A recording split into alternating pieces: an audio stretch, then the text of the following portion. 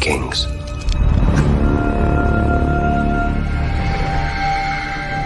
Fire.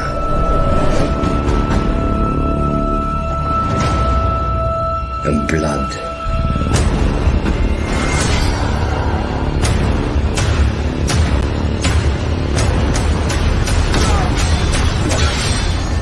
Dreams didn't make us kings. Dragons did. The threat of war looms.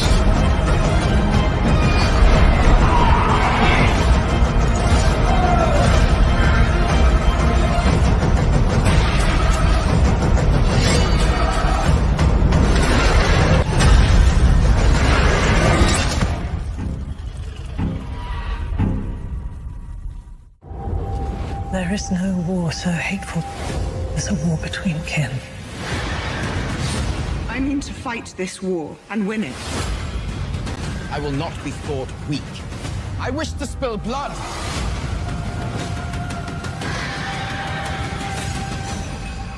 And no war so bloody as a war between dragons.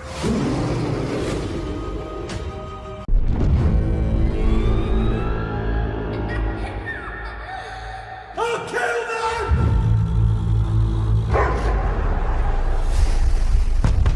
I declare war!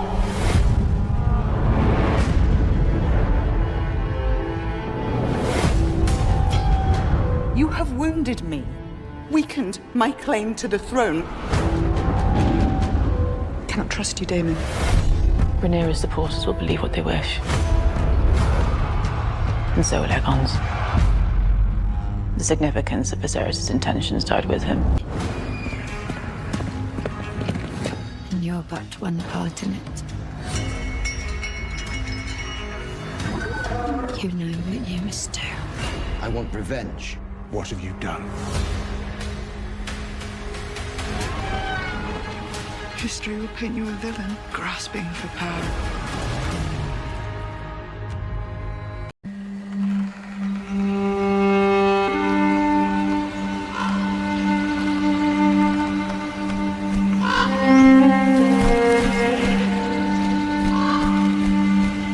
Duty is sacrifice.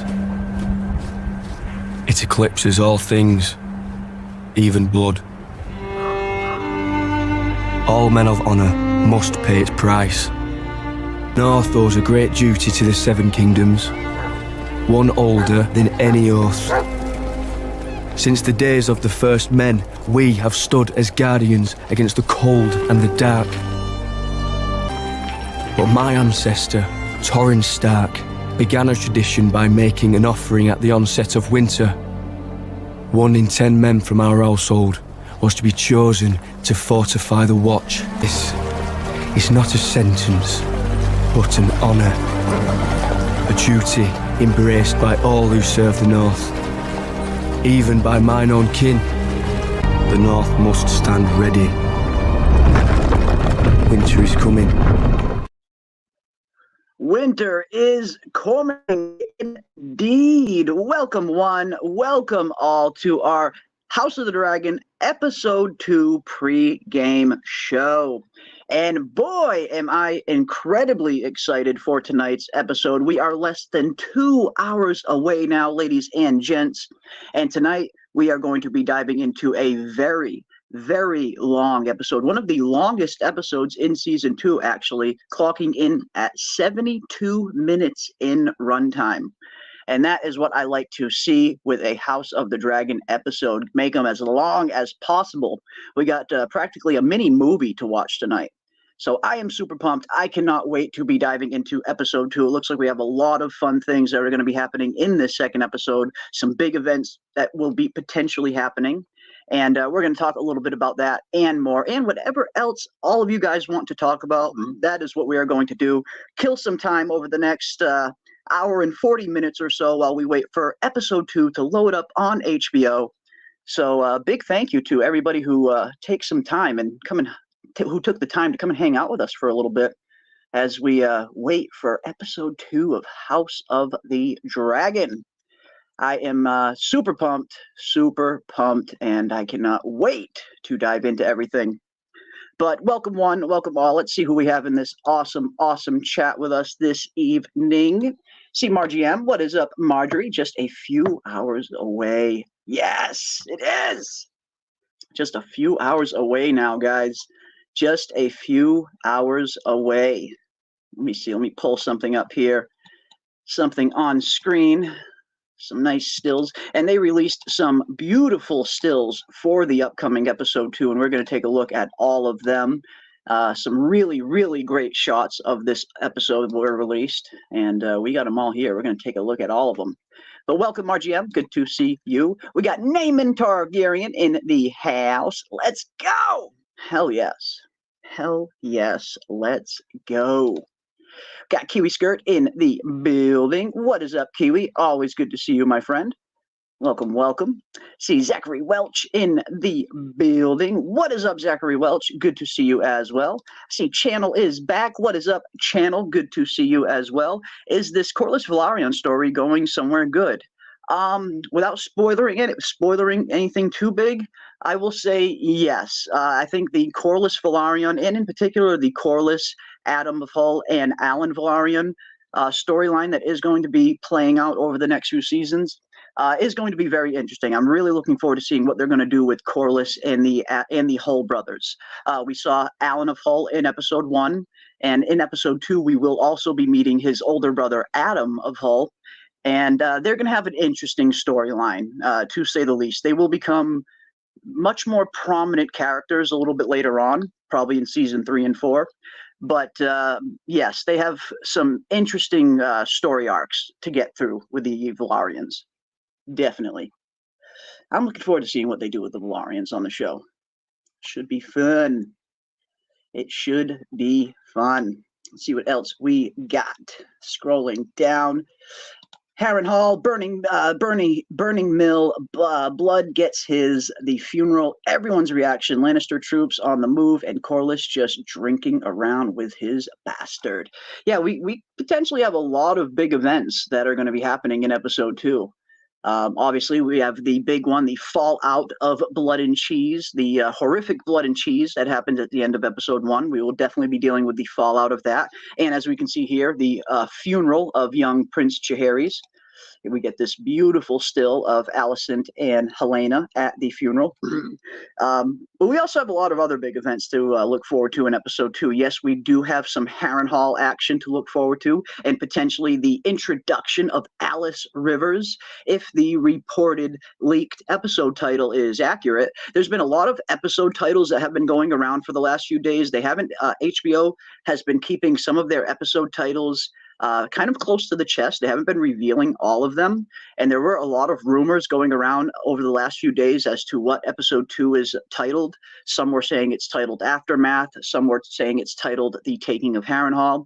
And today, if you look at the official wiki, it says the title is The Witch Queen.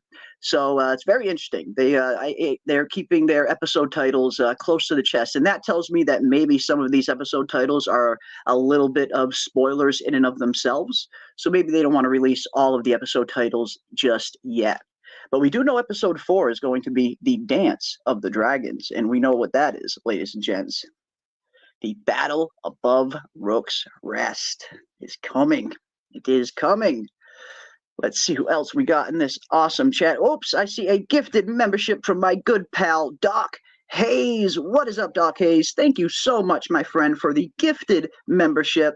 And it looks like Dean James, Comics Mate, is now a member. What is up, Dean? Good to have you here, my friend. One of the most phenomenal comic book artists in the independent movement right now. Definitely check out Dean James Comics Mate channel if you are into comics, or even if you're just into badass and good art or good pop culture topics. He's got a really good upcoming channel that he's been working very beautifully on. So welcome, Dean, and thank you so much, Doc, for the gifted membership. You guys know what that means. Cover your ears. A woe is on the way. Whoa! A woe indeed. Thank you so much, Doc, for the gifted membership. Thank you, my friend. Thank you. Thank you. We got Ando in the house. What is up, Ando? Good to see you as well, my friend. Always good to see you. Vala Mogulis and a very well met Valodohitis. Right back to you as well. All men must die, but all men must serve as well. Rhaenys riding off at the end of episode 3 will be a good hook. Oof, absolutely. I mean, just thinking of how episode 4 is going to play out, I think people are really, really going to be impressed with it. The way that they lay things out, the way the battle kind of progresses. I cannot wait to get to episode 4. I mean, the Battle of Rook's Rest is a huge battle in the books. Probably the first big major dragon battle. I know the battle above Shipbreaker Bay is technically the first dragon battle, but that's not really a battle. It's more of Aemon just slaughtering Luke and Arax. This, however, the Battle above Rook's Rest is the true first big dragon battle in the Dance with the Dragons, and I cannot wait to get to that episode. I think people are going to enjoy it. I am really looking forward to it as well. But we got some good stuff to look forward to these guys on this season, guys. Some really, really good stuff to look forward to. We got Betrayed King in the house. What is up, BK? Good to see you as well. See who else we got. I see my man Henry Bemis in the house. What is up, Henry Bemis? Every time I see Henry Bemis's avatar, it makes me want to go watch Twilight Zone again. Absolutely love that episode of Twilight Zone. Burgess Meredith is a star. Absolute star. Welcome, Henry Bemis. Good to see you, my friend. Good to see you. We got Summer Girl in the house. What is up, Summer Girl? Always good to see you as well. I hope you are doing well this evening. I hope everybody is doing well this evening and gearing up and getting ready for episode 2 of House of the Dragon. I hope everybody had a phenomenal weekend. And hopefully we can enjoy a really fun episode before Monday comes around and we all have to get back to work. It's not Monday yet. The weekend is not over yet, guys. We are still having fun. We are still having fun. We got ACC in the house. What is up, AC? Good to see you as well, my friend. Hope you're doing well. Hope everybody is doing well. Good to see all of you. We got MKXD in the house. What is up, MK? Good to see you as well, my friend. Welcome, welcome. See Divine Chakra in the building. What is up, Divine? Good to see you. I know Divine's ready. Let's go. Hell yes. Let's go. And let your teams be known in the chat as well. If you are Team Black, Team Green, Team Dragon, Team Small Folk, whatever team you are, let your team be known in the chat. All teams are welcome here. And we have a Team Black in the house from Charmaine. What is up, Team Black? Good to have you guys in the building. It's been interesting to see the Team Black versus Team Green kind of marketing strategy play out for House of the Dragon. It seems like, I know the official HBO Max website has been doing this poll thing, and it seems like of the amount of fans that voted on that poll, it seems around, I think last time I looked, it was around 78 or something % was Team Black. With Team Green trailing behind. So it seems like there is a lot of Team Black support out there in the fandom. Team Green definitely has their fans as well. I see a good amount of Team Green fans in my Twitter feed usually. But it seems like when it comes to Team Black, it seems like there are more Team Black fans than Team Green. But we welcome you all. We welcome you all. Whatever team you are most welcome here. And yes, the North, the King of the North. And again, that was probably my favorite part of episode 1. I enjoyed episode 1. I thought it wasn't without its problems, mostly for me due to pacing. I think it had some pacing issues. I think some things maybe could have been fleshed out a little bit better. But overall, I really did enjoy the episode. I thought it was a fun return into the world of Westeros. But yeah, definitely for me, my favorite part of the episode was the first 10 minutes of it. Seeing the Wall again, seeing Winterfell again, hearing that beautiful Stark music, it brought back so many good memories. I've always been a huge fan of House Stark. I love that theme music. Every time I hear that theme music, it just instantly transports me back to the golden age of Game of Thrones, the first 3 seasons or so. So I really enjoyed the first 10 minutes. The Krieg and Stark scenes were definitely my favorite in episode 1. But let us know in the chat, what was your favorite scene from the premiere episode? My gaze is forever torn between north and south. In winter, My duty to the wall is even more dire than the one I owe to King's Landing. I need my men here. Whilst your men guard against wildlings and weather, the High Towers plan to usurp the throne. My father brought King Jaehaerys and Queen Alysanne to see the wall. His grace stood at this very outlook and watched as their dragons, the greatest power in the world, refused to cross it. Do you think my ancestors built a 700-foot wall of ice to keep out snow and savages? What does it keep out? Death. What does it keep out? Indeed. I loved everything about that scene. I love the history lesson to start off, where you get some great references from Jace when they're in the elevator ride up, referencing back to Torrhen Stark and Aegon the Conqueror and their very famous meeting where Torrhen Stark famously knelt and surrendered his crown of the North to Aegon, forever becoming known as the King Who Knelt. And of course, we get the great history lesson of Queen Alysanne and her trip to the wall, and how her and her dragon Silverwing would not cross the wall. 3 different times Alysanne tried, 3 different times the dragon refused her commands. So I really like that. I really liked the nice touch, nice history lesson, throwing a little bit of the very famous A Song of Ice and Fire lore into House of the Dragon canon. Very fun. Really enjoyed that scene. Very much enjoyed that scene. Kev Z says, Rhaenyra sliding off Cyrax. That was badass, wasn't it? I'm right there with you, Kev. That was such a freaking cool scene.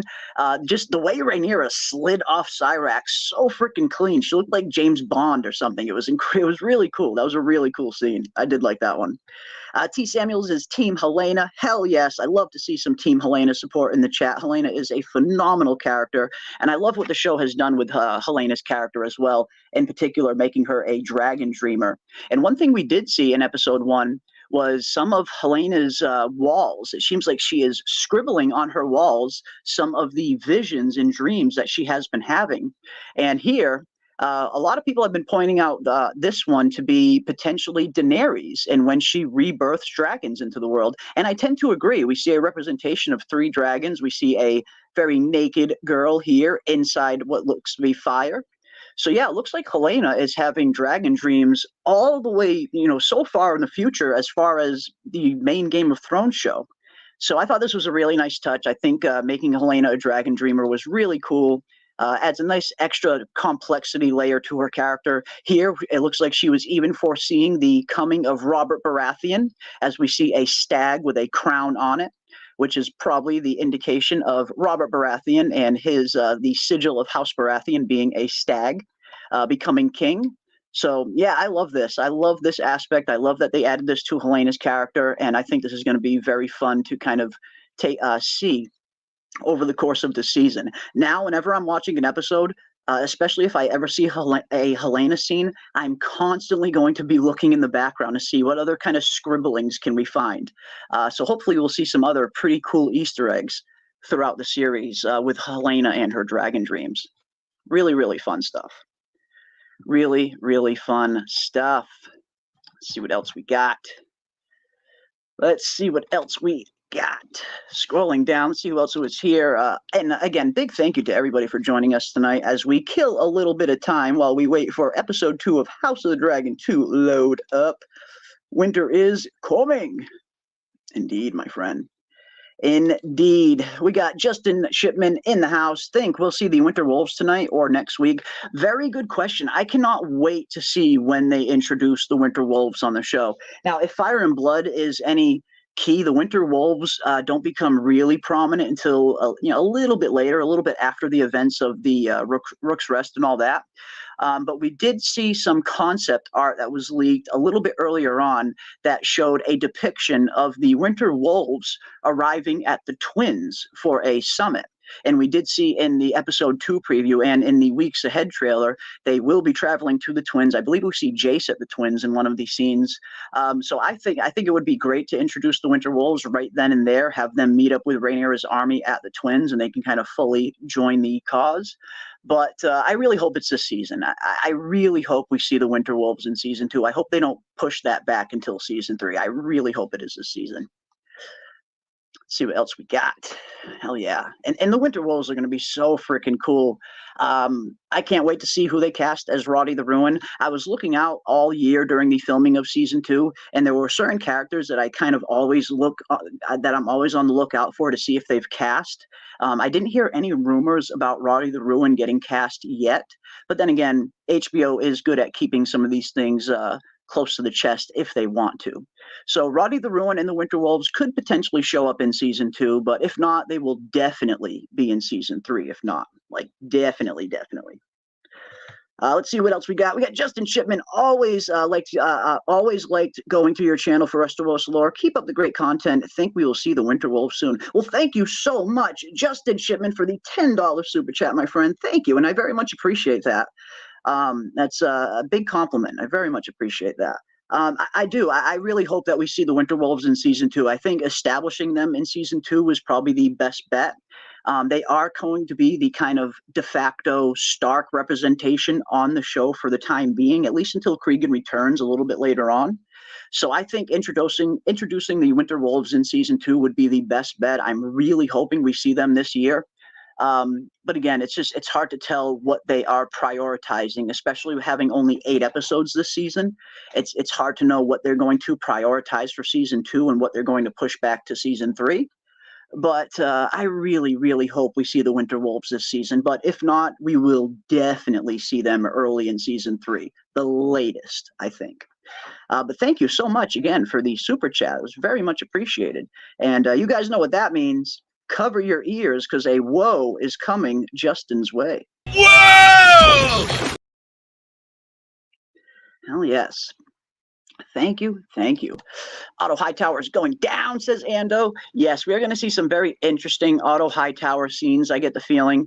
Now, they've already kind of foreshadowed a little bit of the kind of rift, the schism, if you will, between Otto Hightower and Aegon and Alicent. We saw it play out a little bit in the first episode, especially during the throne room scene, where Aegon wants to give the sheep back to the shepherd who traveled all this way, and Otto kind of steps in and stops him from doing that. And then later on, we see them continue to clash, even over the Hugh the Hammer, when we first see Hugh the Hammer and his blacksmith needs. So I think this is going to be a very interesting dynamic over these first few episodes in season 2, the struggle that is going to be taking place on the side of the Greens, where, again, I know I said it last week, but it definitely seems like Alicent and Otto were banking on the fact that they were going to be able to control Aegon. But now that Aegon is king, it seems like he is coming into his power a little bit more, and he is becoming out of their control. So I think it's going to be fun to watch that struggle there between the Greens. The schism has started. Ladies and gents, the schism has started. Hey all, watching with the best for episode 2. Nice to be here. Well, welcome, Bernie. So good to have you, my friend. Welcome. And so good to have all you guys here. We got Sharif in the house. What is up? Good to see you. Vala Mogulis. Well, a Vala Dohaitis. Right back to you as well, my friend. Right back. What will become of the dragon connection? Rhaenyra must be dead for, what's his name, to get his dragon and ride for the ruin and the world's ending. Yeah, the Rhaenyra thing has been a big mystery for a lot of us ever since it happened in season 1. When they did not kill off Rhaenyra in season 1, it kind of instantly creates what George R.R. Martin always refers to as the butterfly effect, where you change something kind of small early on, and then later on in the story, it presents a big problem. And not killing off Rhaenyra is pretty much the epitome of that butterfly effect that George always talks about. Because yes, the dragon lore is pretty specific in the book. George was very clear that there can only be one rider per dragon at a time. So with Rhaenyra technically still alive, nobody should be able to claim his dragon Sea Smoke. But we do know Adam of Hull is on the show, and we do know Adam will be claiming that dragon at some point. So I'm looking forward to seeing how they do this. Like, I really hope we don't just see Adam of Hull claim Sea Smoke with no explanation. I feel like that'll be pretty lore-breaking. So hopefully we get something, maybe some info, even a throwaway line, maybe something happens where we get confirmation of Rhaenyra's real death, something like that. I did see something earlier on, months ago, on the IMDb for season 2. The actor who played Carl Corey in season 1 was scheduled to return for one episode in season 2. And I'm not sure if that's accurate or not. IMDb isn't always 100% accurate. But if the actor playing Carl Corey is returning for a single episode in season 2, maybe he could potentially be returning to inform Rhaenyra that Laenor is in fact dead. Maybe something happened to them in Essos or in the Stepstones. We know Laenor did want to go back to the Stepstones and continue to fight. So maybe if Carl Corey is in this season, even if it's just for one episode, maybe he'll be returning to give Rhaenyra and Daemon the info that maybe Laenor really is dead. Because yes, and while Laenor is still alive, nobody should be able to claim sea smoke. This is very true. This is very true. But yeah, hopefully they have a plan for it. Hopefully they have a plan for it. Because that's something I've been worried about ever since it happened in season 1. And I know a lot of you guys have been wondering the same thing. Anyone who has read Fire and Blood has been like, what the heck's going on there? How is sea smoke going to get claimed now? So it should be interesting. Should be interesting. See who else we got. Scrolling down. See Kevin House. What is up, Kev? I see King Scotto in the house. What is up, King? Good to see you, my friend. See Shelly in the house. What is up, Shelly? Welcome, welcome. See Anthony in the house as well. I see T. Samuels is Team Black. Awesome, awesome, awesome. Love to see you guys. Love to see all of you guys. Welcome, welcome. And let's see what we have here this evening. And, of course, let us know throughout the night, what scenes are you guys looking forward to seeing the most? What scenes are you looking forward to seeing most in the rest of the season? What was your favorite parts of episode 1? I want to know what you guys think as well. Sound off in the comment section. Let us know what you guys are thinking. I'm loving the sass and personality the actor is giving Aegon. Me too. Tom Glenn Kearney is absolutely killing it in the role of Aegon in season 2. I'm loving his performance. Definitely one of the standouts in terms of just really good acting. And there was a really good scene in episode 1, and it's still one of my, it makes me laugh every time I see it. 2 scenes in particular from Aegon in episode 1 that really always make me laugh. The first one, of course, being Aegon the Dragoncock. Yours would always be Aegon the Strong. My nephew's already taken that one. Which would your grace prefer? It's a king. Loved or feared? I need to be both. My mother and grandsire mind me like some helpless duckling. Oh, but you're the king. Who gives a shit what they say? My brother at least knows his place. He's as loyal as a hound. I can set him and his dragon on my foes at will. No one knows what magnanimous means. Maybe Aegon the Generous, then. That would charm the small folk. I like that. Is there more strong one? Aegon the Dragonheart. That's it. Aegon the Dragoncock. Yes. Yes. Yeah, the untamable beast. The Untamable Beast. I love that scene. That scene had me in the first time that I saw that scene, it just had me in absolute tears, laughing my ass off. So I love some good comedic levity thrown into a show like this every once in a while. It's nice to have a laugh when we're in the world of Westeros. So yeah, good, phenomenal performance from Tom as Aegon. Good stuff. I want to see the reaction of the Greens to Blood and Cheese, especially Alicent's reaction. I do too as well, Triss. I'm right there with you, especially considering the circumstances in which Blood and Cheese ended up happening under. Now, in the book, Blood and Cheese happens a little bit differently in the sense where Alicent is actually in the room with Helena when Blood and Cheese happens. Like, Alicent is actually in there, and Alicent is taken captive right along with Helena. But in the show, they played it a little bit differently, where just Helena was taken captive and just Helena had to make the choice.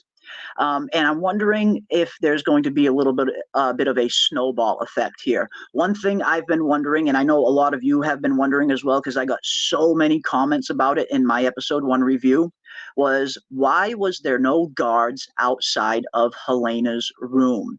How come Blood and Cheese were able to just walk through the royal apartments unmolested, especially considering they were out there in the halls? I mean, I know they did run into a handmaiden, but they didn't see any guards.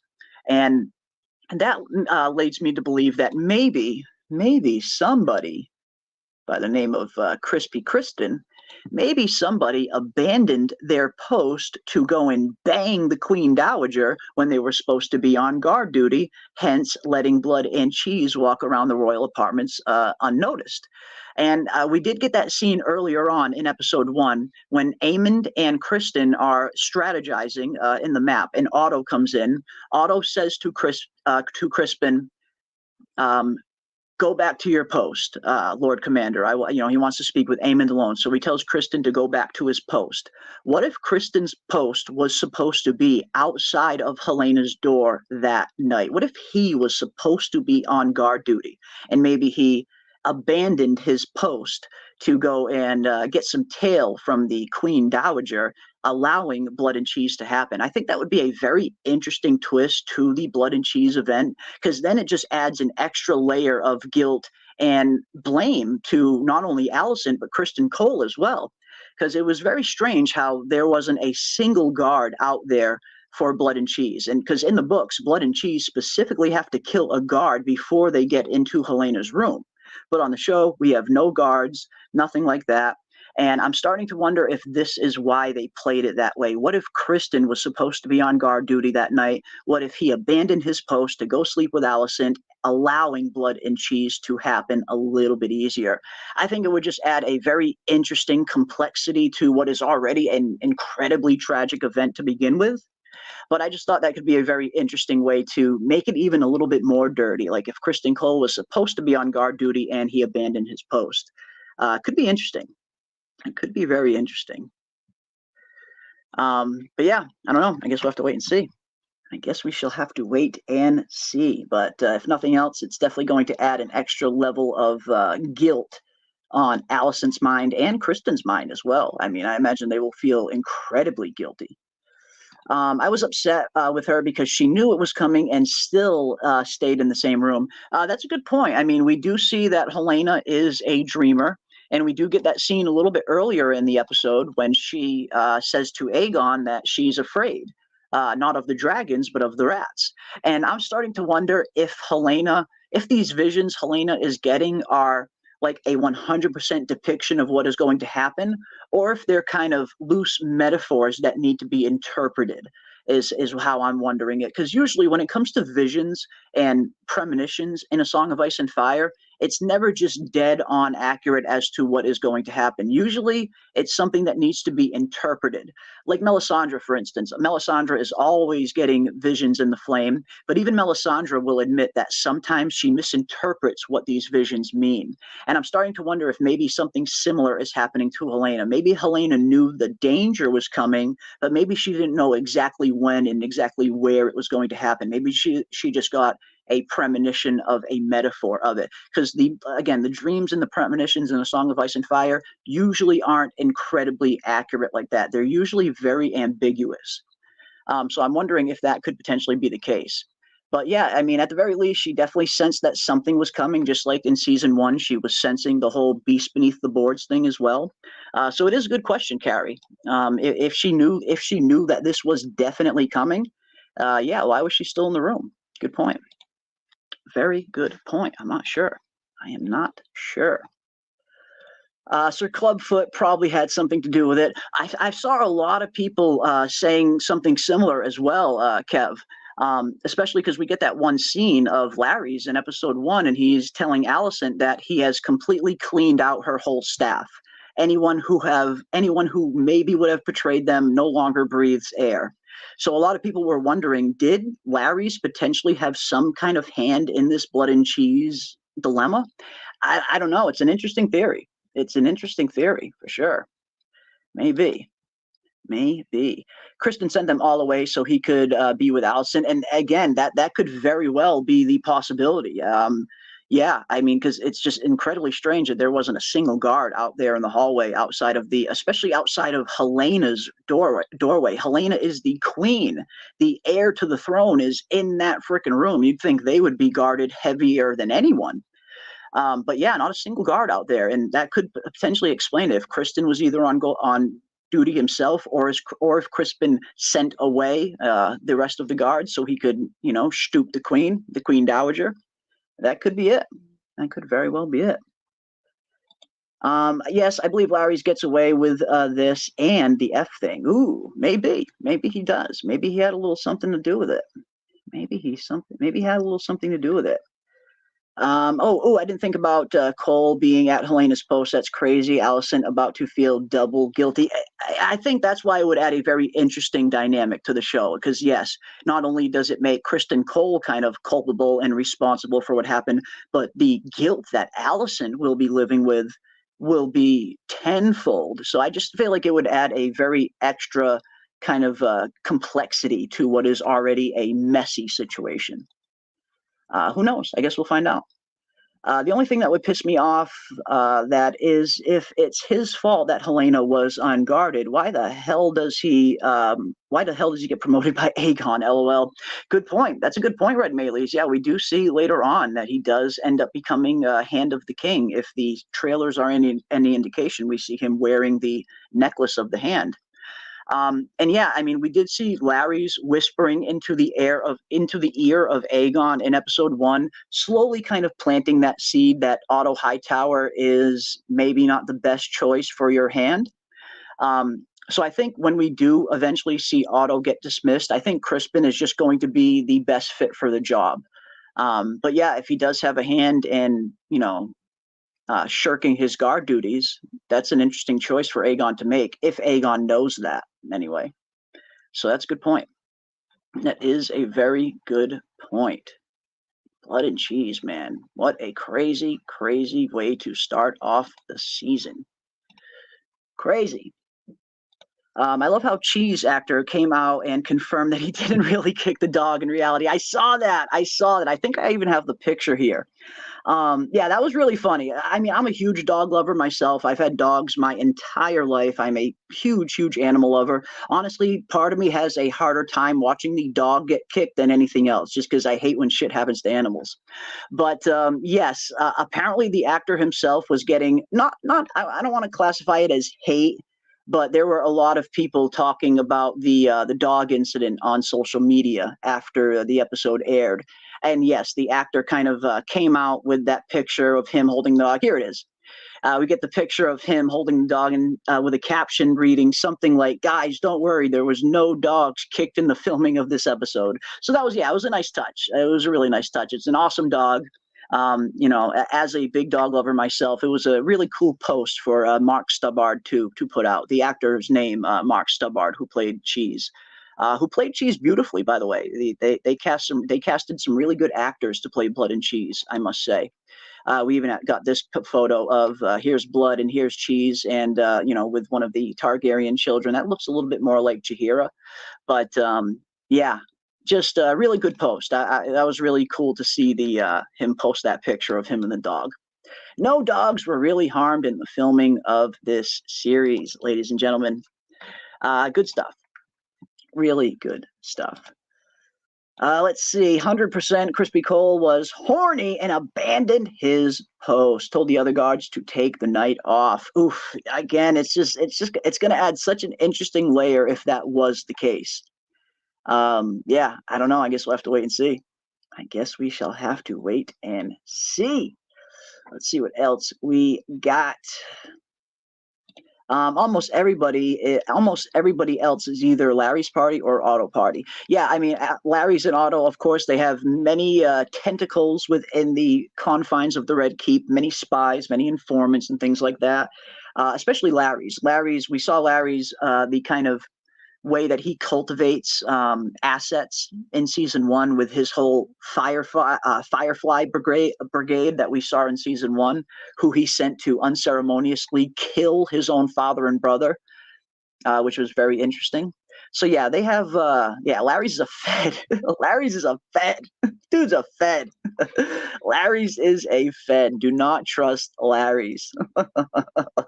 Yeah, he'd be acting like medieval CIA.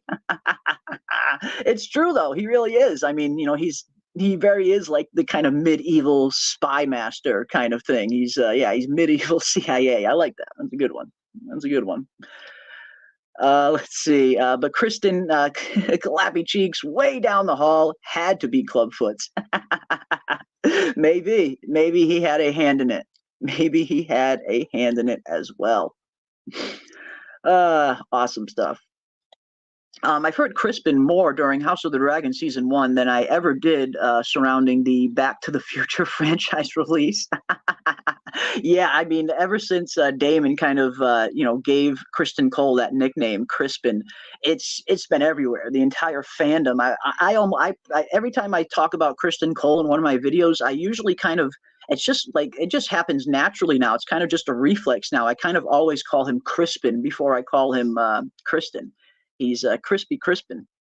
But yeah, that nickname definitely stuck. The nickname definitely stuck. Yes, I believe that's why that they put that sex scene in. They were showing us he's distracted because they obviously been sneaking around a lot. Larry's got to know. I have to imagine Larry's knows. Yes, we do, and Larry's kind of even hints to that a little bit in a very passive aggressive way towards Alicent in that conversation. He says, "I came to look for you before the council meeting, but your handmaiden said you were indisposed," almost kind of letting Alicent know that he knows what she's up to.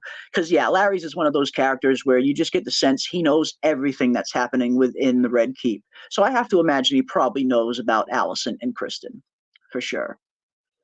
For sure.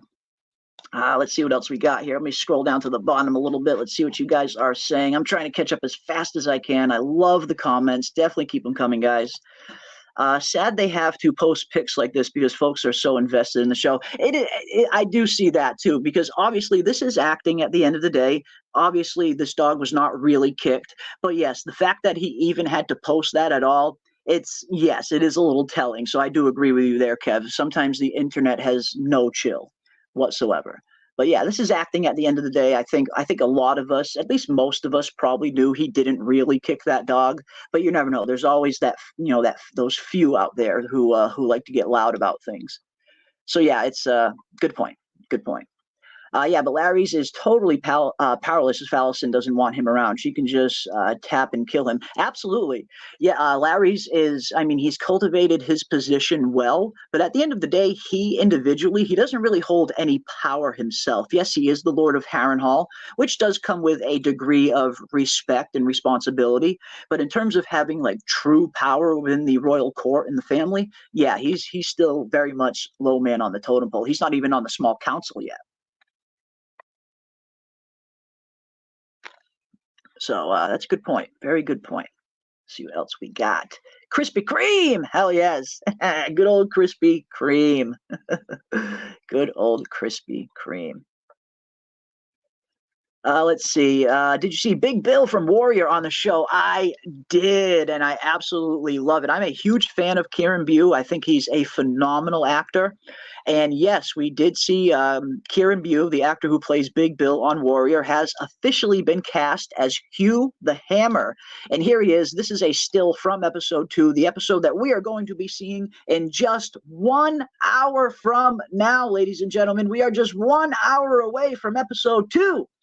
And these were some stills that were uploaded a little bit earlier in the day, or I believe yesterday they dropped. All of these are episode 2 promo pics. And here we see Big Bill will be in episode 2. They changed Big Bill's backstory a little bit for the show compared to the book. In the book, if memory serve, I believe he is a Dragonstone dragon seed. But here in the show, they made him a King's Landing resident, which makes sense. He is a blacksmith after all, so having him become a King's Landing blacksmith, it fits the character. I feel like it's a good change. But yes, we are going to see Kieran Bew as Hugh the Hammer throughout this season, and he'll be a permanent fixture on the show for a few seasons. He's not going to be a main character, but he'll definitely be an interesting kind of secondary character that we will see on the show for a little while to come. Especially when it comes to the Dragon Seed storyline, the Battle of the Gullet, the Battles of Tumbleton a little bit later on. He's going to have some pretty big events to look forward to on the show. So if you're a fan of Big Bill or Kieran Bew, Yeah, you're going to have some interesting things to look forward to with this character, if Fire and Blood is any guide after all. The show is definitely going to change some things here and there, but we're definitely going to see Big Bill around for a while. Here are some of the other stills for the upcoming episode. Again, all of these shots are coming from episode 2, which is airing tonight. Here we see Rhaenyra dressed in just a beautiful dress. And I got to hand it. I mean, not that Rhaenyra never looked good. Rhaenyra always looks good. But here in season 2, I feel like the wardrobe department for season 2 has kind of stepped it up a notch. Not that the season 1 wardrobes looked bad by any means. They looked good. But I feel like they look even better in season 2. Like just about all of the shots that I've seen of Rhaenyra, she looks gorgeous in most of these shots that I've seen. So I'm really, I think the wardrobe has definitely stepped up a little bit in season 2. Everything just looks a little bit more elegant, a little bit more regal, a little bit more queenly. So I'm really liking the look of Rhaenyra in season 2. Here we see her again reading some kind of book here. And we did see that this book was actually a prop for House of the Dragon Season 2. And if you watch one of the behind-the-scenes videos, you get a quick shot of this book. And in it, we find out that Daenys the Dreamer was actually a rider of Balerion the Black Dread. Which something that hasn't been confirmed in the books. It is, as for the moment right now, it is strictly show canon, but it's very interesting nonetheless. I wouldn't be surprised at all if that turns out to be book canon as well, because it just fits. I mean, Daenys the Dreamer, of course, was the Targaryen who foresaw the collapse of Valyria, the doom of Valyria, which allowed the Targaryens to escape Valyria 11 years before the doom fell. And apparently, at least in House of the Dragon canon, show canon, Daenys the Dreamer was the rider of Balerion the Black Dread. So I thought that was cool. I thought that was a pretty cool tidbit. A cool tidbit. We got another shot of Daemon and Rhaenyra. And this is going to be a very hard-hitting scene. A very well-acted scene, too. Just keep this image in mind, ladies and gentlemen, for tonight's episode. When you get to this scene in episode 2, you guys know exactly what I mean. But this is going to be a very poignant scene between Daemon and Rhaenyra. Here we get another shot of Baela and Jace. Jace, of course, is back on Dragonstone. We see him arrive at the end of episode 1. And here we saw in some earlier trailers that Jace and Baela, we see Baela doing some what looks to be target practice with a crossbow. I'm pretty sure that's what this scene is going to be. So I'm looking forward to seeing Jace and Baela get some scenes together. They didn't have a whole lot of dialogue together in season 1. They had a few scenes together, but usually every time Baela and Jace were together in season 1, they were kind of just next to each other. They didn't really actually have much dialogue. So I'm looking forward to seeing the dialogue and how the kind of relationship is going between Jace and Baela, because of course they are betrothed to get married. Here, of course, we see a picture of the upcoming funeral, the funeral for poor Prince Jaehaerys after Blood and Cheese. And another thing that I think is going to be coming in this episode as well that we have seen all throughout the trailers is the kind of mini small riot that breaks out inside King's Landing. Looks like that is going to be happening in episode 2 as well. Here we see Aegon looking a little distraught, most likely after finding out about Blood and Cheese. And in terms of just visceral reactions to finding out about Blood and Cheese, Aegon's response is so good. Like the acting Tom Glencarney portrays in episode 2 when he finds out about Blood and Cheese, it is just a visceral reaction from the very core of his being, and he plays it phenomenally. And I cannot wait for everybody to see that scene. We saw a little preview of it in the season 2 teaser trailer, where we see Aegon, flipping out. We did see those pictures early on of him smashing up King Viserys' stone model of Old Valyria. That will be in this episode as well. I can't wait. I'm really looking forward to seeing his reaction to Blood and Cheese. Aegon he's a very flawed individual. Don't get me wrong. He's definitely more on the bad side than good. I would say he's got a lot of demons he needs to overcome. But one thing about Aegon is he did truly love his son. And they explain this a little bit in the behind the scenes portion of episode 1 where Ryan Condal talks about Aegon's character in season 2 and why he was bringing his son into the small council meetings. And basically, he wanted to do it better with his son than it was done with him. When you look at Aegon, he was never prepped for this position. He was never, King Viserys didn't bring him around, didn't bring him into small council meetings. Nobody ever prepped him for this job. And as a result, he's incredibly unprepared to rule a kingdom. He's just very inexperienced. No one ever prepped him for this position. So he wanted to do better with his son than Viserys did with him. So I thought that was an interesting touch. As flawed as Aegon is, he was trying, at least trying, to be a good father. So we are going to see the devastation on Aegon in tonight's episode when he finds out about Blood and Cheese. And again, it's a just visceral reaction from the very core of his being, and phenomenal acting, I must say. Phenomenal acting. We got good old Otto Hightower, who's going to have some interesting scenes as well. And again, I think we're going to see the schism, the rift in between Aegon and Otto continue throughout the season. We should get some very interesting scenes for that tonight as well. Awesome stuff. Tom always seems happy. Tom always seems to be happy and enjoys his role as Aegon. He does. He seems like he really enjoys the role. And that's always good. Whenever you find actors and actresses that genuinely love the role that they're in, that's always when you get the best performances, in my experience anyway. Whenever you cast an actor that is very invested in a role, they tend to really bring it with their performance. And yeah, it looks like Tom is having a blast playing Aegon. And how could you not? I mean, I can only imagine that this is definitely the dream job for an actor or an actress. Like, if I was acting, there's nothing I would rather be in than a show like this. Hell, I'd be in a show like this for free. They wouldn't even have to freaking pay me. Yeah, I mean, this is a dream job, I would imagine, and it seems like Tom is really, really loving. It seems like they're all really loving it. I know Matt Smith loves the character of Daemon too. He's really getting into Daemon. Good stuff. Can anyone tell me if Otto and Larys had any type of personal relationship? Because how does this man know everything? I'll chop that other foot. Irks me. Yeah, well, we do get, in season 1, I think we only really get one prominent scene between Larys and Otto. And that is a little bit later on, after the time jump happens and the older Alicent takes over. We hear Otto say to Larys that you've been spending a lot of time with the Queen. And Larys turns around and says, there's no reason that time shouldn't benefit you. Kind of hinting at the beginning of some kind of relationship there. Maybe Larys gives Otto some information every once in a while. I wouldn't be too surprised if that is what is going on, just based off that season 1 scene. Again, we have nothing concrete, but I get the feeling they could potentially work together in maybe a small capacity from time to time. Exchange of information, stuff like that. Stuff like that.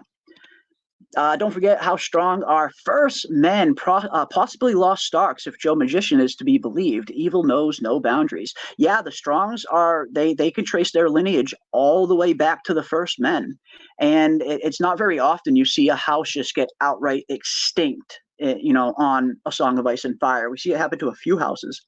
But yeah, how strong? I mean, they've been in Westeros ever since the time of the First Men. And yes, many people think that they are even in some way related to Starks or were Starks at some point, which could very well be possible.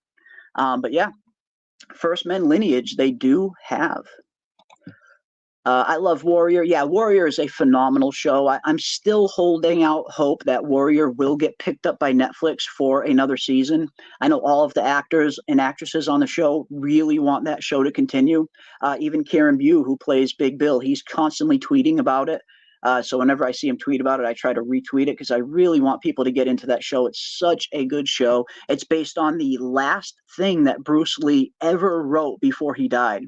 What we're seeing on the TV series Warrior was supposed to be Bruce Lee's movie, but unfortunately he died before he had a chance to make it. But that was the last script that Bruce Lee ever wrote himself that was turned into the series Warrior. So I would love to see that show continue. I really hope it doesn't get canceled. Well, it has been canceled, but I really hope it gets renewed by Netflix. Alicent was scrubbing herself of Larry's, wasn't she? Interesting. Interesting. I'm not sure. I'm not sure. I didn't really quite think of that. When I saw Allison kind of scrubbing herself in that tub, it kind of reminded me of season 1 Allison, how she used to pick her fingers, the kind of self mutilation out of nervousness and anxiety. It kind of gave me that kind of feeling as well. Like you see her scrubbing herself really, really hard. It just reminded me of how she used to pick her fingers with the whole self mutilation thing. Maybe it was a little bit of that. But or who knows? Yeah, maybe she was just trying to wash the Larry stank off of her. That's possible. That is possible. Let's see what else we got. Scrolling down.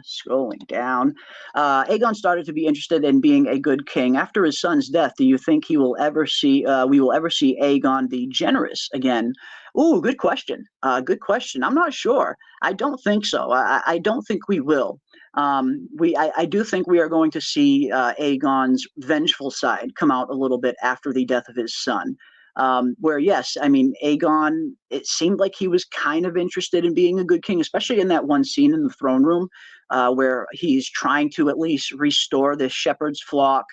He's trying to make sure the blacksmith gets paid. We hear him say that our victory depends upon the labor of the small folk. So it seems like there is a part of him that did genuinely want to maybe be a good king. But yeah, after Blood and Cheese, I think we are going to see a little bit of a darker side to Aegon, a little bit of a vengeful side to Aegon. But will we ever see Aegon the Generous again? I don't know. I mean, anything's possible. Anything's possible, I guess. Anything is possible. Does the fact that they did not even acknowledge Daeron yet is worrying? I mean, he's a massive player for the Greens. Yes, and that's been a huge worry for me ever since season 1. I feel like even if you're not planning on introducing the character until late season 2 or season 3, at least give us one little throwaway line acknowledging his existence. Because it's going to be very jarring if all of a sudden a third son of a series just pops up out of nowhere. I mean, if you've read the book, it won't be so jarring. I think anyone who's read the book and knows about Daeron, we're hoping to see him at some point and we're expecting him. But if you're a non-book reader and you're just watching the show, that I imagine that's going to be very jarring if it's not set up ahead of time. If all of a sudden there's just this third brother that has never been mentioned, never been seen, now all of a sudden he's here. So I do think it could be a little bit jarring if they don't set it up properly. And again, all it takes is one throwaway line just to acknowledge his existence. I really don't understand why the show hasn't done this yet. Granted, it has only been one episode in season 2, so maybe we will get that throwaway line. But I don't know. I feel like there was a really good place to do it in episode 1. Let's see. In episode 1, when Alicent and Otto are talking, and Alicent is telling Otto that you need to stop questioning me in front of the boys. Alicent is worried that her influence is going to start to wane and that Aemond and Aegon won't listen to her anymore.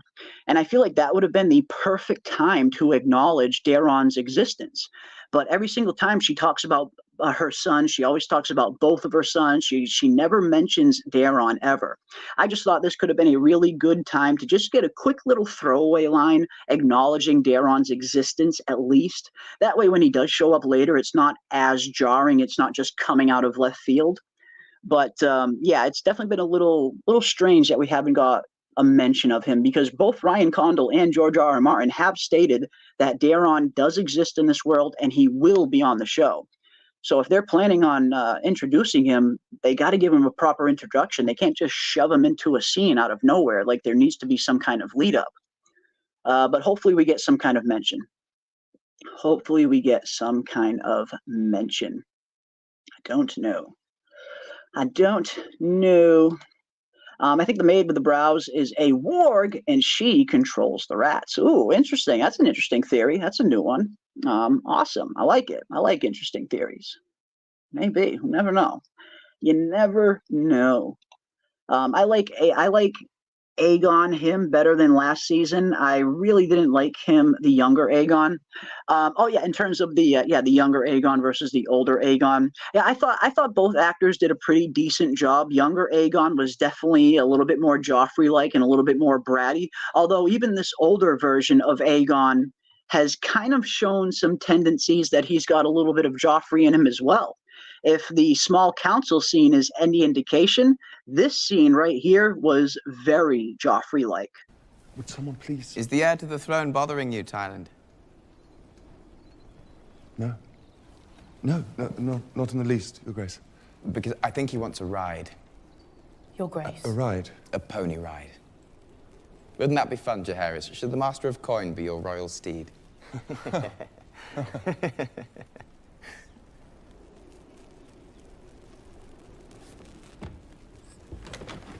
Your Grace, there are important matters to discuss, despite Sir Tyland's interruptions. Very well. No time for amusements, Tyland. Very Joffrey-like indeed. Like forcing your Master of Coin to give your heir a pony ride is straight out of the Joffrey playbook. So he is kind of coming into his power a little bit more. He's settling into being king a little bit more, which is a big change from his kind of demeanor at the end of season 1, where at first he didn't even want the freaking job to begin with. He didn't even want to be king. Hell, he physically ran away from the job in season 1. But we did start to notice a subtle change in Aegon at the end of season 1, particularly during his coronation scene. Now, leading up to that, of course, he did not want to be king. He was trying to run away from it, begging his brother Aemon to let him disappear and board a ship and he'll be gone, which I have a feeling Aemon probably would have let him do if Kristen wasn't there, because we know Aemon definitely does want the job. But it's been interesting to see the development of Aegon, where at the end of season 1, again, he wanted nothing to do with this job until we get to the coronation. And when he is up there getting crowned with black fire in hand, wearing Aegon the Conqueror's crown, the crowd cheering him on, we slowly start to see a subtle change in Aegon, where he goes from dreading his position to kind of reveling in it. So he's really starting to come into his own, even more so now in season 2. He's really settling into the role of being king, something that he didn't want at first. Now he very much is enjoying, it seems. So I think we're going to see Aegon continue to develop in that manner, at least for the first half of season 2. But yeah, he's a great character. And the acting's been phenomenal. I can't take anything away from Tom's acting. He's just a phenomenal actor. One of the better actors on the show. For sure. For sure. See what else we got. Do you think the actresses don't like being portrayed as ruthless liars and murderers? At the end of the day, I think a character is a character. This is acting at the end of the day. It's not like it's not like the characters they are portraying are anything like their real personal traits. Maybe an actor doesn't always want their character to be portrayed as murderous as so, but at the end of the day, it's a character. It's a character that they get into. It's a job. So you kind of have to just play the hand you're dealt, you know? You get the script and you go with it. I think that's how most actors approach it. Get into the jab. Did Netflix get it from HBO? They did. In terms of Warrior, yes. Warrior originally aired on HBO Max. HBO canceled it after season 4, and Netflix picked up the entire catalog. It is currently on Netflix. So the more people that watch Warrior on Netflix, the better chance we have of it getting renewed for another season. So if you haven't checked out Warrior yet, definitely check it out at some point when you have a chance. It's a phenomenal martial arts show, and it's really good. Again, based on the last thing that Bruce Lee ever wrote before he died. Really good show. Really good show. I love the contrast on who's the powerful houses from House of the Dragon timeline to the Game of Thrones timeline. The Starks may not be the greatest house, but it's been the most consistent in my book. Absolutely. Absolutely. I mean, the Starks are one of, if not the oldest houses in Westeros. It's the oldest castle in Westeros as well. Winterfell is incredibly ancient. And yeah, the House Stark has been a kind of consistent, steady presence in the North for thousands of years. Westeros has changed a lot over the centuries and over the centuries and more. But it seems like House Stark has been one of the few constants up there in Westeros, where they've been in the North for a very long time. And they've always held a very prominent position in the North. Even before they were sole kings of winter, they were always a prominent house up north. So yeah, that's very accurate to say, Ty. House Stark has been very consistent throughout the centuries, for sure. For sure. Do you think Otto will be fired as Hand in this episode? I like Larry. I think Larry's knows about Sir Crispin and Allison, and think he's going to use that knowledge to put Crispin in as Hand so he can control him. Ooh, interesting. Very interesting. And thank you, George, for the awesome comment. Yeah, I mean, I do think if it doesn't happen in this episode, it'll happen in episode 3, the latest. If we don't see Otto stripped of the position tonight, then yes, it'll definitely be in episode 3. It'll happen before episode 4. I feel like that much we do know, considering some of the trailers that we've seen of the Battle of Rook's Rest coming in episode 4 and him already wearing the hand necklace. So if it's not coming tonight, it will definitely be in episode 3. I think the latest that we will see Otto get stripped of his position. And yeah, who knows? Maybe Larry's will have something to do with it. Like you said, we did see Larry's already kind of laying that groundwork, didn't we? In episode 1, where Larry's is talking to Aegon on the balcony, and he's telling him that, you know, Otto was your father's hand.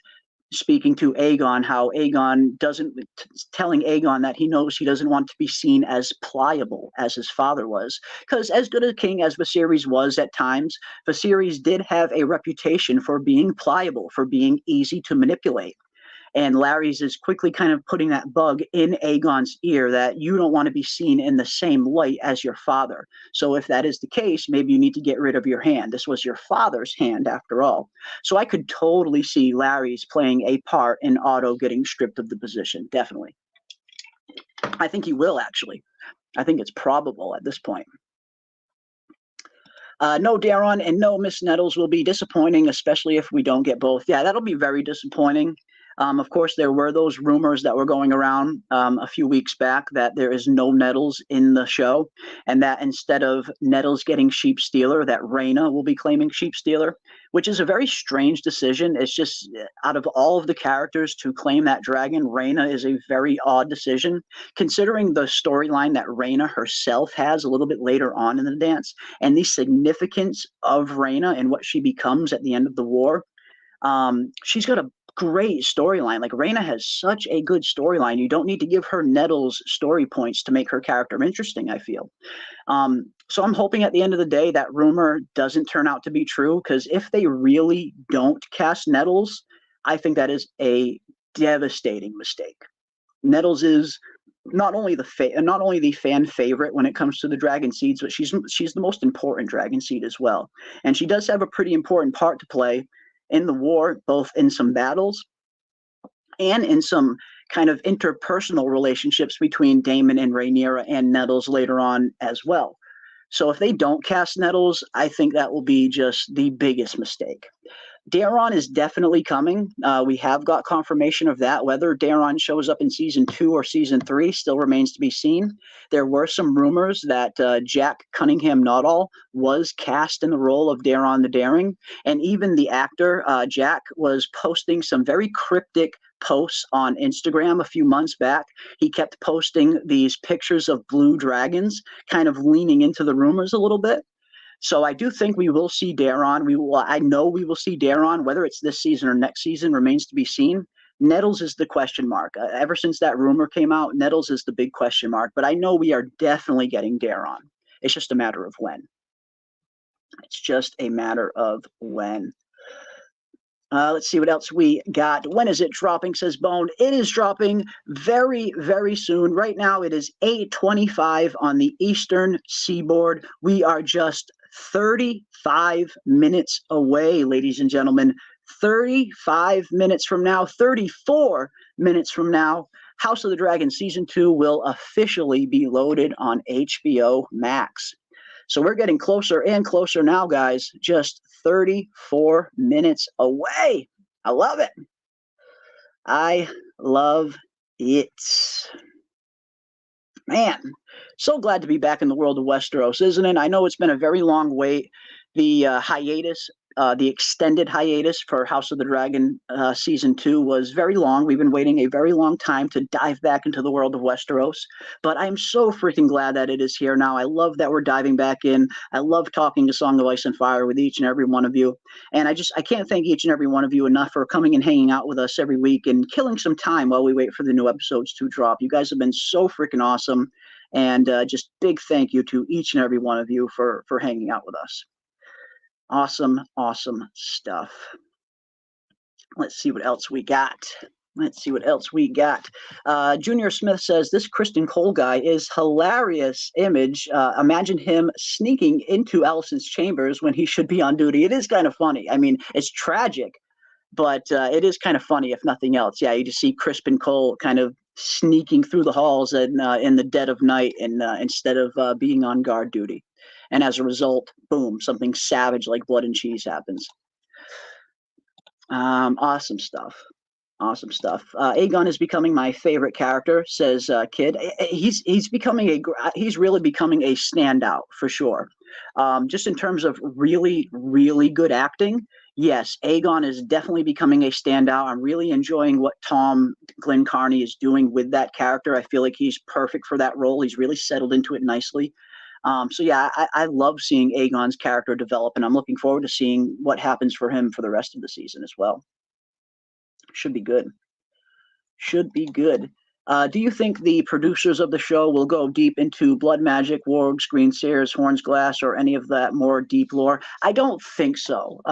Not likely. The Dance of the Dragons doesn't have a whole lot of kind of magical elements to it. Most of the Dance of the Dragons is pretty much all wars and dragon battles. There really isn't a whole lot of magical aspects to it. We will meet Alice Rivers. It looks like we are going to meet Alice Rivers pretty soon as well. And she's going to be a kind of a similar character to Melisandre, in the sense where Alice Rivers also sees visions in the flames like Melisandre did. But in terms of what they're going to have her be doing on the show, I think the magical elements, if at all, will be very minimal. There isn't a whole lot of just magical stuff happening at this point in time during the Dance of the Dragons. Well, if the book is any indication anyway. So no, I don't think we'll be seeing a whole lot about blood magic and wargs and green seers and all of that, as much as I would love to, because that stuff is my favorite stuff when it comes to A Song of Ice and Fire. I love the lore. I love the magic. I love the way George sets up magic in the books. But no, I'm not expecting to see much of that on this show anyway. This show is a little bit more grounded, and it's a little bit more of just a straight-up war story, as opposed to the magical tale that the main A Song of Ice and Fire story is. So no, I'm not really expecting to see much wargs and blood magic, unfortunately. Let's see what else we got. That scene is not very Joffrey-like at all. Like, Aegon makes a joke about Tyland. Joffrey would have threatened. Yeah, Joffrey would have been a little bit more savage with it. That is a point. But in terms of almost forcing your hand to give your kid a pony ride during a small council meeting, that is very Joffrey-like. That's straight out of the Joffrey handbook. Yes, Joffrey could have potentially got a little bit more savage with it, but just the idea of forcing your hand to give your kid a piggyback ride or a pony ride in the middle of a small council meeting, that is the exact kind of cruelty that Joffrey would do. So I do think that is very Joffrey-like. Joffrey could have been maybe a little more cruel with it, but it's still right out of the Joffrey handbook, I think. Let's see what else we got. Yeah, when Aegon held that sword up, something flipped at him. It did. And I think that's the exact moment when it happened, Ty. I very much agree with you there. We see the look on Aegon's face when he's walking up to the coronation. Even when he's walking down the hall, he's got this very stoic look on his face. He doesn't look very happy. He doesn't look like he wants to be there. And then he gets up on the stage, and all of a sudden he gets the crown on. He gets handed Blackfire, and all of a sudden you hear the crowd start roaring for him. And he pulls out Blackfire, puts it in the air. You can really see the change on Aegon's face in that scene. I really do think that was kind of the moment that he flipped a little bit, where he went from not wanting to be king to really relishing the position. As soon as he saw the crowd cheering him on, as soon as he had Blackfire in hand, it's like he really changed in that moment where he went from not wanting it to really wanting it. So I agree there. I do think that was the moment that it really kind of flipped in him, for sure. For sure. Let's see what else we got. Starks are fascinating. The Starks are my favorite house. They have been for a very long time. I absolutely love House Stark. I love the North. I love Winterfell. I love the Wall. I love Beyond the Wall. All of it. Everything that has to do with the North is my favorite part of A Song of Ice and Fire. So it was really cool to see the North again. And again, hearing that Stark theme music, that Stark theme music gets me every time.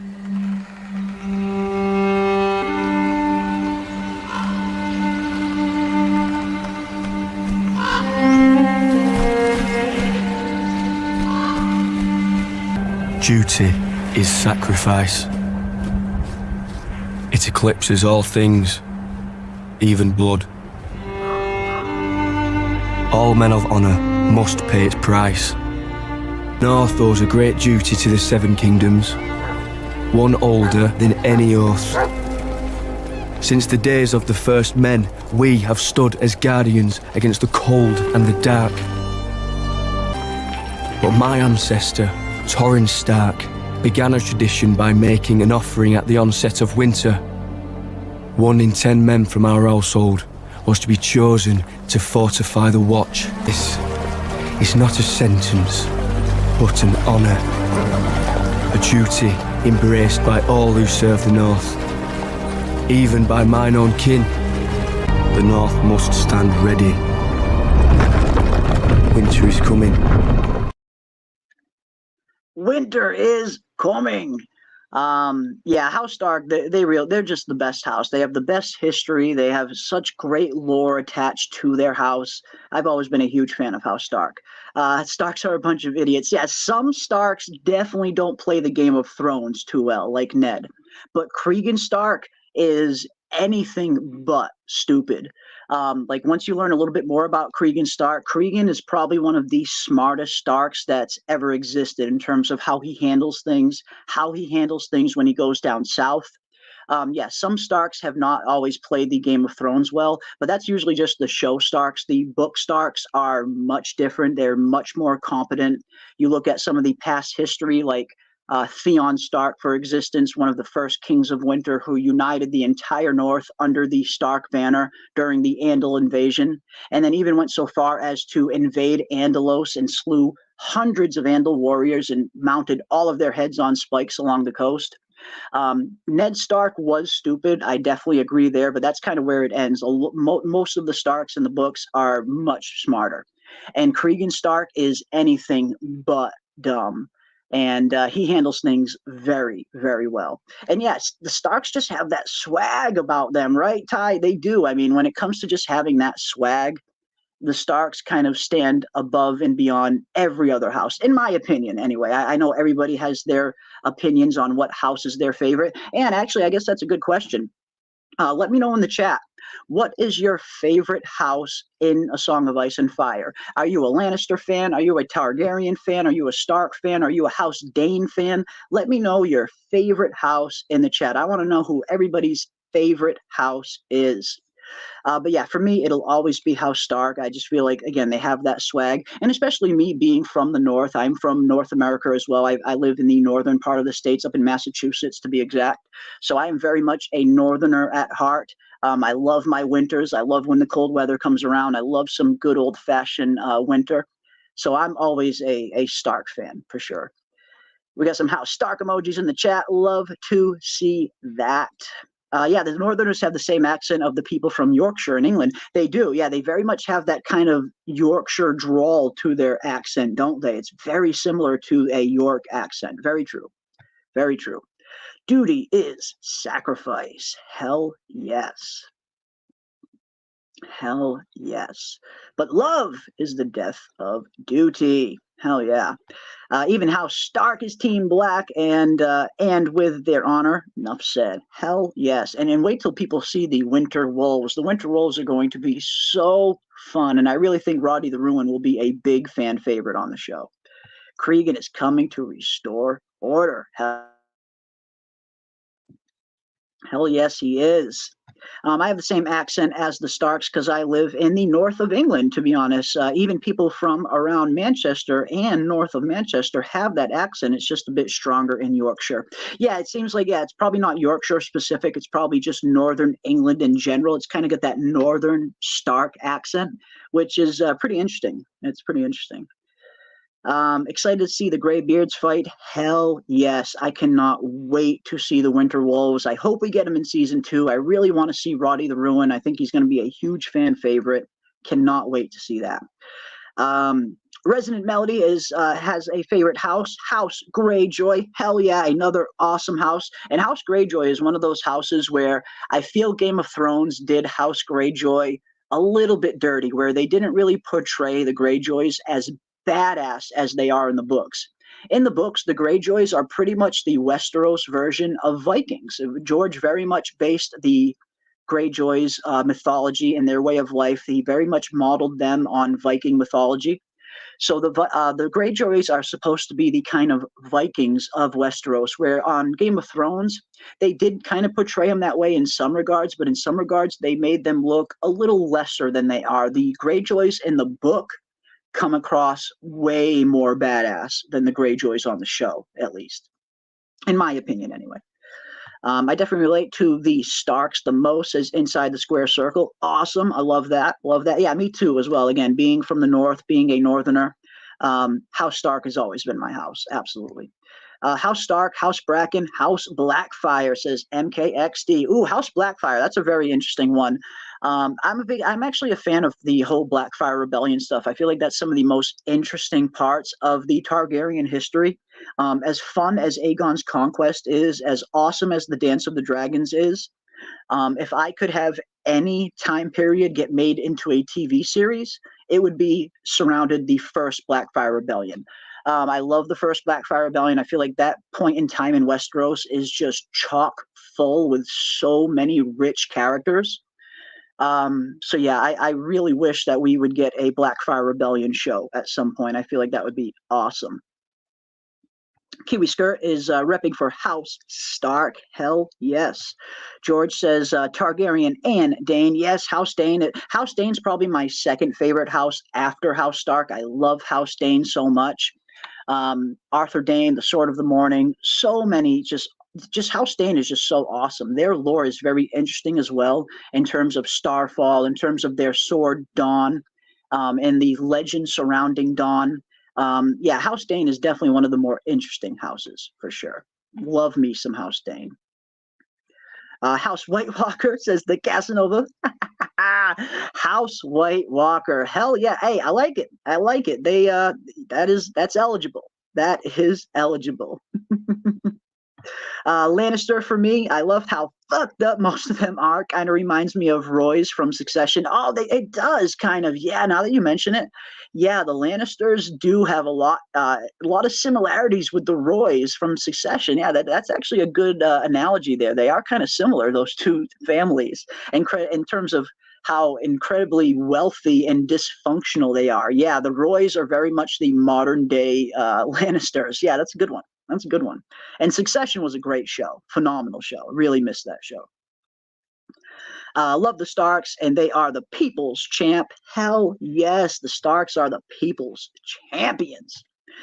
We got a House Targaryen in the house. Hell yes, love me some House Targaryen as well. Bring on the fire and blood. Zaldrizos Buscari Ixos Daror. Naemon Targaryen is repping for House Targaryen and House Blackfire. Love to see it. Hell yes. Hell yes. Kiwi says, I live in the North Island of New Zealand, so I'm going to say that counts. Absolutely. If you are up in the north, then you are a northerner. Hell yes, Kiwi. We claim you as our own. You are a fellow northerner, my friend. Hell yeah. Stark and Mormont. I love Jorah. Ooh, awesome, awesome. Yeah, House Mormont is another pretty interesting house when you look at their kind of history and how Bear Island was gifted to them by the Starks after the Starks won it in a wrestling match. They have some really interesting houses as well. And House Mormont is one of the few houses that has a Valyrian steel ancestral sword. Not many houses have Valyrian steel during the current Game of Thrones story. Valyrian steel is very rare and very few and far between. Not every house has a good Valyrian steel sword like the Mormonts. So yeah, House Mormont, hell yeah. Hell yes. For Betrayed King, number 1, Stark, number 2, Dane, number 3, Blackwood, number 4, Gardner, and number 5, Targaryen. Ooh, awesome. Awesome. Yeah, the Blackwoods are an interesting house as well. Definitely another very interesting house. I love the rivalry between the Blackwoods and the Brackens, which we are going to get this season. We are going to get some nice Blackwood and Bracken action, and who knows, maybe even some Battle of the Burning Mill action as well. So I'm looking forward to seeing what they do with the Blackwoods and the Brackens on the show as well. And House Gardner too. House Gardner was a very infamous house down in the Reach when during the time of Aegon the Conqueror. But unfortunately, Aegon the Conqueror decimated a good portion of House Gardner during the conquest. The Field of Fire, guys. Field of Fire. Zachary Welch repping for House Targaryen. Hell yes. Welcome, Zachary. Welcome all of my House Targaryen friends. I'm from Lincolnshire, next door to Yorkshire, so I've got that same accent, really, says Nellie. Awesome, awesome. Yeah, it's a really cool accent. I feel like it fits the Starks very well. Again, that kind of northern drawl to it a little bit. It just seems like it fits the Starks very well. And that was one thing I really wanted to applaud Tom Taylor on as well. I feel like he got the Stark voice down very, very well. It's not a very easy voice to do if you're not native to those northern regions. But I thought he did incredibly well. Like when I hear Cregan Stark talk in episode 1, he almost sounds like the perfect mix of Ned Stark and Benjen Stark. At least that's just kind of how I hear it anyway. Every time I hear Cregan talk, it kind of sounds like that perfect mix of Ned Stark's voice mixed with Benjen Stark's voice. So I feel like if nothing else, Tom Taylor definitely nailed the accent down. I love the Winter Wolf story, says Flower Lotus. Hell yes, me too. I absolutely love the Winter Wolves. They are one of my favorite story arcs in Fire and Blood. Roddy the Ruin is so freaking cool. Like, I cannot wait for people to meet Roddy the Ruin and the rest of the Winter Wolves.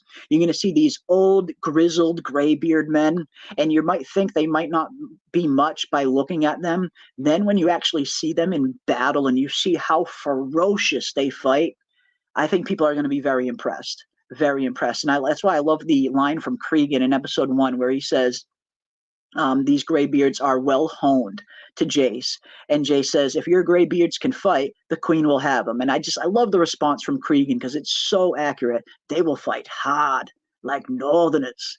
And it's so freaking true because the Winter Wolves, they fight harder than probably any other house in the Dance of the Dragons in terms of what they accomplish, in terms of how many vanguards they lead. They love being the first guys on the charge.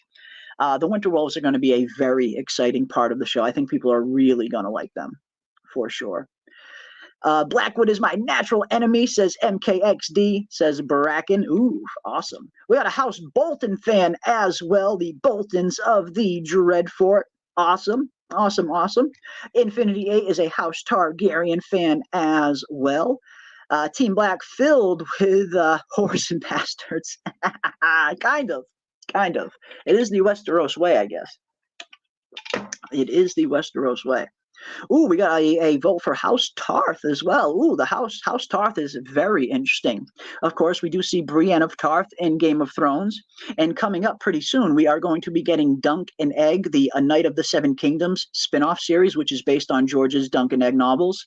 And Dunk is actually the ancestor of Brienne of Tarth. So the Tarths and Dunk and Egg have a relation to one another. So yeah, House Tarth representing. Love it. Love it, love it, love it. Did House Greyjoy and all the Ironborn so dirty? Yeah, Game of Thrones did. They did the Ironborn a little bit dirty. I just feel like anyone who's read the books, you know how badass the Greyjoys are portrayed in the books. Euron Greyjoy in particular. The Euron Greyjoy that we got on the show is nothing like the Euron in the books. The Euron in the books is way more badass. He's way more scary. He's way more into kind of blood magic and prophecy and ritual and all of that. He's tied into some very interesting things that are going to be happening in Winds of Winter, I get the feel.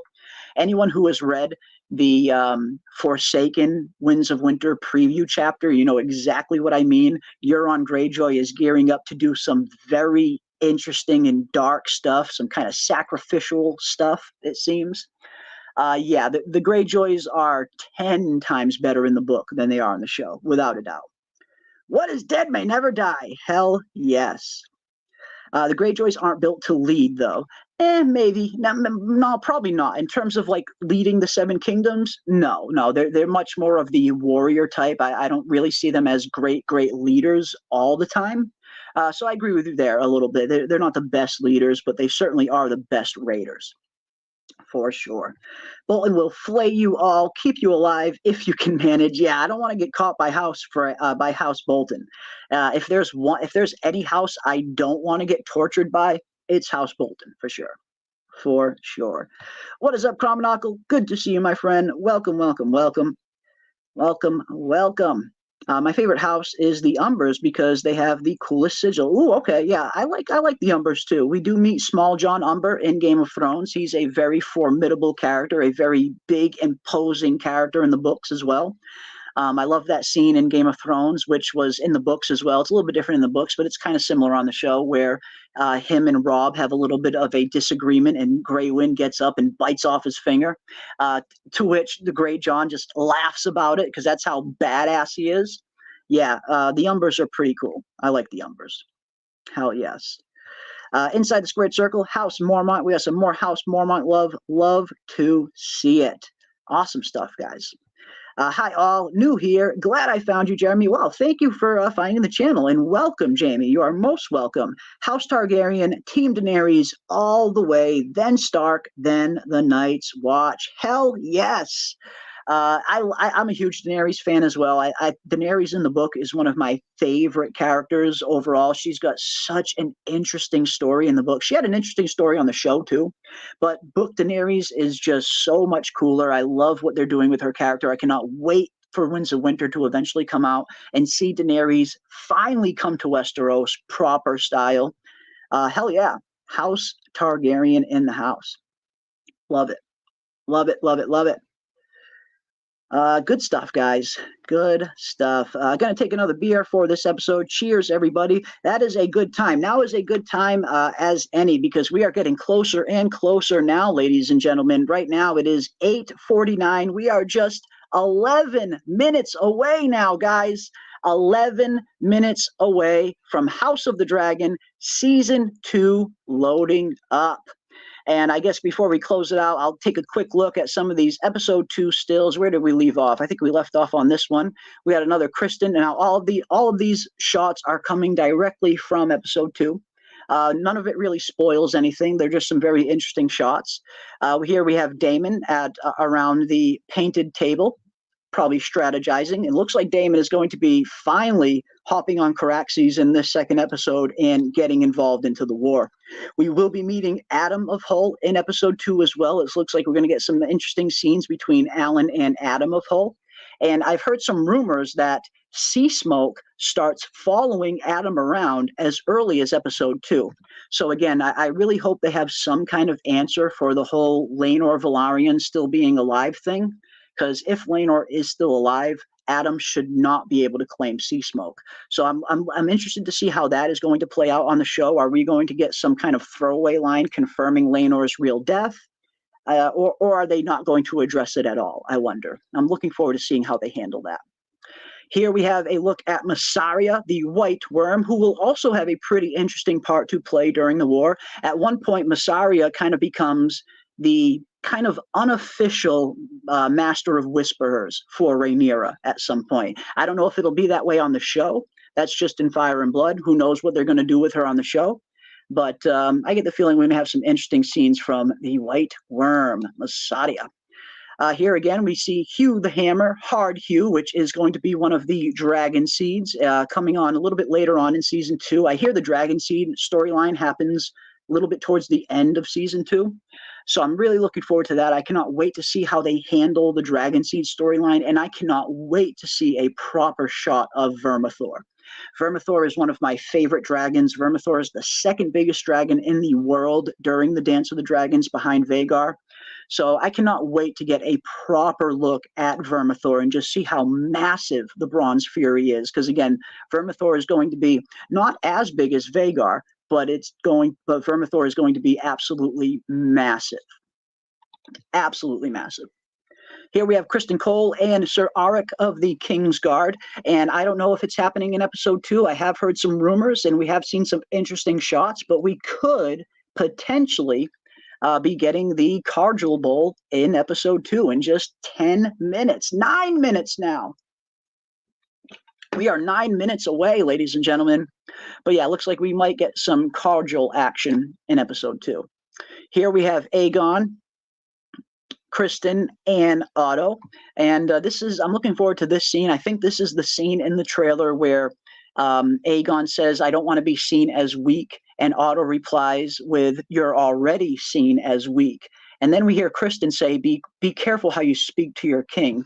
And again, we're gonna continue to see that kind of schism develop on the side of the Greens, where we're going to see Aegon, Otto, and Alicent start to clash in terms of how they handle the approaching war.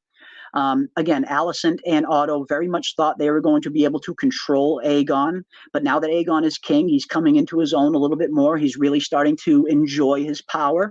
So I think we're going to continue to see a little bit of a rift on the side of the Greens develop, in particular with Otto and Aegon clashing on how they handle certain things. Should be some interesting dynamics there. Here we got a shot of Larys, the clubfoot, the creepy, creepy Larys. I'm sure he'll be whispering in some ears in episode 2 as well. And I do get the feeling, which a lot of you pointed out in the chat as well, I do get the feeling Larys is going to play some part in Otto eventually getting stripped of his Hand of the King position. We did see them kind of lay the groundwork for that a little bit in episode 1 with that scene between Larys and Aegon, with Larys telling Aegon that he doesn't want to be seen as pliable like Viserys was. And yeah, I think we're going to see some interesting stuff happen there. Love the small council chamber. I feel like the small council chamber on House of the Dragon looks 10 times better than the small council chamber did on Game of Thrones. I love the room that they hosted in. It's just, it's very fitting. I love the map too. I love this map. I need to get me a map like that for my wall. Here we get a nice shot of Jace, and it's going to be interesting to see Jace and Baela's relationship develop a little bit more now that Jace is back on Dragonstone. Obviously, he's mourning the loss of his brother, but him and Baela are both on Dragonstone now, and they haven't had a whole lot of dialogue scenes together. They've been in a few scenes together, like we talked about earlier, but in terms of like proper dialogue between Jace and Baela, we haven't seen a whole lot of that yet. And I'm hoping tonight that changes, where we get some decent scenes between Jace and Baela. Awesome stuff. We got another shot of King Aegon on the Iron Throne hosting some court.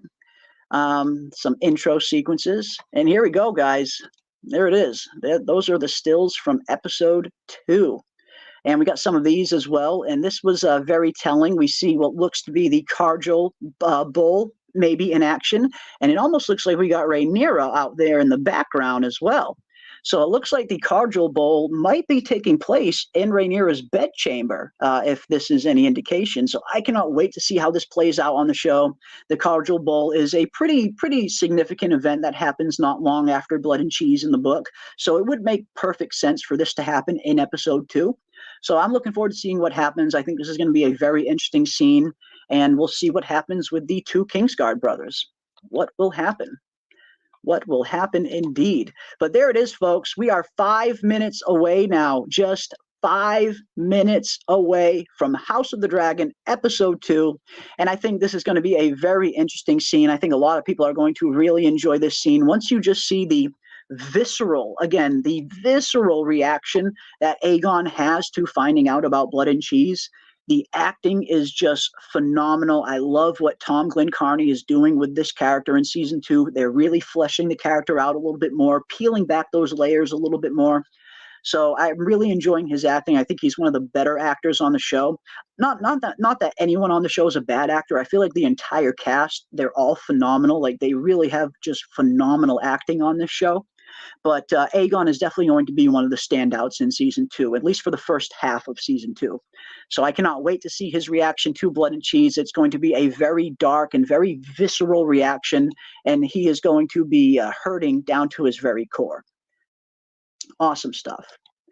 Awesome stuff, ladies and gentlemen. Well, there it is, folks. I'm going to get ready to close it down now. We are just 4 minutes away. That's right, Infinity 8. We are just 4 minutes away from House of the Dragon Season 2, Episode 2, loading up on our screens, and I cannot wait to dive into all of it. And, of course, we will also be live tomorrow night at around, I'll probably go live tomorrow night at 10 p.m. Eastern to do a live after show where we dive into all things House of the Dragon Episode 2. So definitely come back tomorrow night and hang out with us as well as we dive into a live discussion for Episode 2. And I will also have my Episode 2 breakdown video loaded up on the channel as well. But I also just want to give a big, big thank you to each and every one of you for coming and hanging out with us. You guys have been so awesome. I cannot thank everybody enough for the support you guys have shown the channel. It really means the world to me. I love getting on here and talking all things A Song of Ice and Fire with each and every one of you. So again, I just really can't thank each and every one of you enough. You guys have been so supportive, and we will continue to go live each and every week. Every Sunday at 7:30 p.m., we are going to go live around an hour and a half before the episode loads, just to kind of have a place to hang out where we can all talk, kill some time while we wait for the next episode to load up onto HBO. So definitely come back and hang out with us next week as well. But again, big thank you to each and every one of you. You guys are the absolute best, the coolest chat in all of YouTube. And I hope everybody had a phenomenal weekend out there. And as always, stay safe out there, ladies and gentlemen. Be kind to one another. And as always, keep those tinfoil hats on, folks. And I will see you on the next one.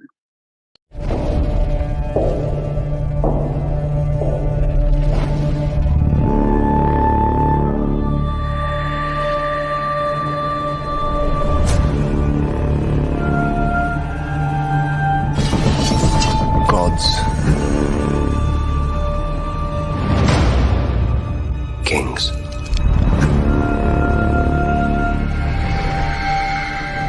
Fire.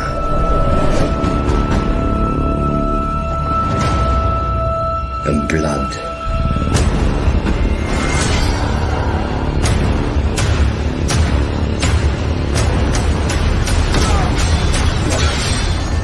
Dreams didn't make us kings. Dragons did. The threat of war looms.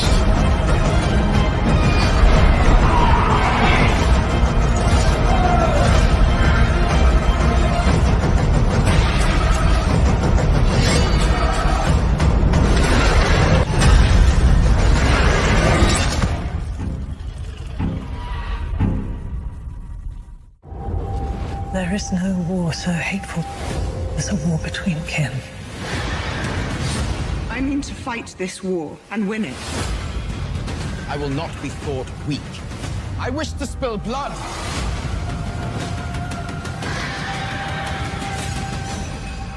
And no war so bloody as a war between dragons.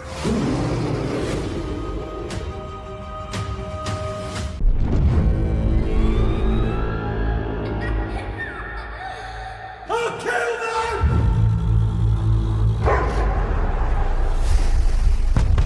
I declare war!